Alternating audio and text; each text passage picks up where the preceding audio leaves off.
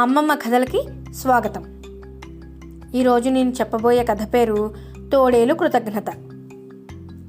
కృతజ్ఞత అంటే ఏంటో తెలుసా పిల్లలు? ఎవరైనా మనకి సహాయం చేసినప్పుడు ఆ సహాయాన్ని మర్చిపోయి తిరిగి వారికి ఆపదని తలపెట్టడం అన్నమాట. అలా ఒక తోడేలు సహాయం చేసిన పందికి ఎలా హాని తలపెట్టబోయిందో చెప్పే కథే తోడేలు కృతజ్ఞత. మరి కథలోకి వెళ్ళిపోదామా? అనగనగా ఒక అడవి. ఆ అడవిలో బోలెడు జంతువులు ఉండేవి. ఒకరోజు రాత్రి చాలా పెద్ద వర్షం కురుస్తోంది. ఆ వర్షం కురుస్తున్న సమయంలో ఒక పందికి తన ఇంటి తలుపు ఎవరో తట్టడం వినిపించింది. ఎవరొచ్చారా ఇంత వర్షంలో అని తలుపు తెరిస్తే ఎదురుగా పూర్తిగా తడిసిపోయిన ఒక తోడేలు కనిపించింది.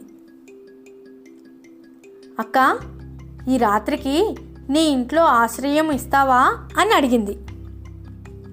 నా ఇంట్లోనా? సందిగ్ధంగా అంది పంది. అంటే తోడేలు ప్రమాదకరమైంది కదా, సహాయం చేస్తే నాకేమైనా హాని తలపడుతుందా అని అనుమానపడిందనమాట పంది. అప్పుడు తోడేలంది, సందేహించకు, నీకు నేను ఏ హాని తలపెట్టను, తెల్లవారగానే వెళ్ళిపోతాను, చాలా వర్షంగా ఉంది కదా అని బతిమాలింది. పంది జాలిపడి తోడేలుని ఇంట్లోకి రానిచ్చింది. ఆ రాత్రి తోడేలుకు 4 తోడేలు పిల్లలు పుట్టాయి. తెల్లవారగానే పంది తోడేలుని వర్షం ఆగిపోయింది కదా వెళ్ళిపోమంది. కానీ తోడేలు పిల్లలు ఇప్పుడే పుట్టాయి కదా, ఈ పసికూనలను తీసుకుని ఎలా వెళ్ళను, కొన్ని రోజులు గడిచాక వెళ్ళిపోతాను అంది. దానితో పంది, నిజమే కదా, ఈ పసిపిల్లల్ని తీసుకుని ఎక్కడికి వెళ్తుంది పాపం అని జాలిపడి సరేలే అని ఊరుకుంది. ఇంకొన్ని రోజులు గడిచాయి. పిల్లలు కొంచెం పెద్దవయ్యాయి. అందుకని పంది తన ఇంట్లోంచి వెళ్ళిపోమ్మని కోరింది తోడేలుని. అప్పుడు తోడేలు, చూడక్క, పిల్లలు ఇంకా పాలు మానలేదు, బయట క్రూర మృగాలు పొంచి ఉంటాయి, వీటిని ఎలా కాపాడుకుంటాను నువ్వే చెప్పు, మరికొన్ని రోజులు ఓపిక పట్టు, తప్పకుండా వెళ్ళిపోతానని చెప్పింది.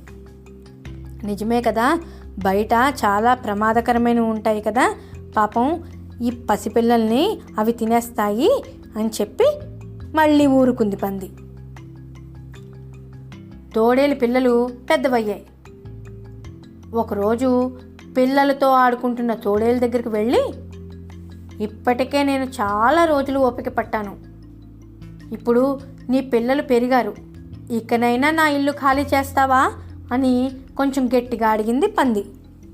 దాంతో తోడేలు కోపం వచ్చేసింది. తోడేలు పంది వంక కోపంగా చూసి, ఇక నుంచి ఈ ఇల్లు నాది, ఇక్కడి నుంచి నువ్వే వెళ్ళిపో, కాదన్నావనుకో నీకే నష్టం, ఎందుకంటే ఇప్పుడు మేము 4 ఉన్నాం, నాకు 4 పిల్లలు, నువ్వు ఒక్కదానివి, మా బలం ముందు నువ్వు నిలబడలేవు, ఆలోచించుకో అంది తోడేలు. తోడేలు మాటలకు పంది చాలా బాధపడింది. తోడేలుని ఇంట్లోకి రానిచ్చి తను ఎంత పొరపాటు చేసిందో అర్థం చేసుకుంది. ఏం చేస్తుంది? ఇల్లు వదిలి తన ఇల్లుని తనే వదిలేసి వెళ్ళిపోయింది. దాన్ని బట్టి నీతి ఏమర్థమైంది? అర్హత లేని వారికి సహాయం చేయడం అనర్థదాయకం. ఎవరికైనా అర్హత లేదో వాళ్ళకి మనం ఎప్పుడూ కూడా సహాయం చేయకూడదు. అలా సహాయం చేస్తే వాటి వల్ల మనకి హాని ఏర్పడుతుందన్నమాట.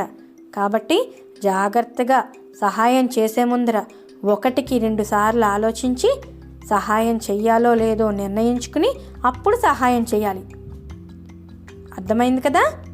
ఇక కథ కంచికి మనం ఇంటికి.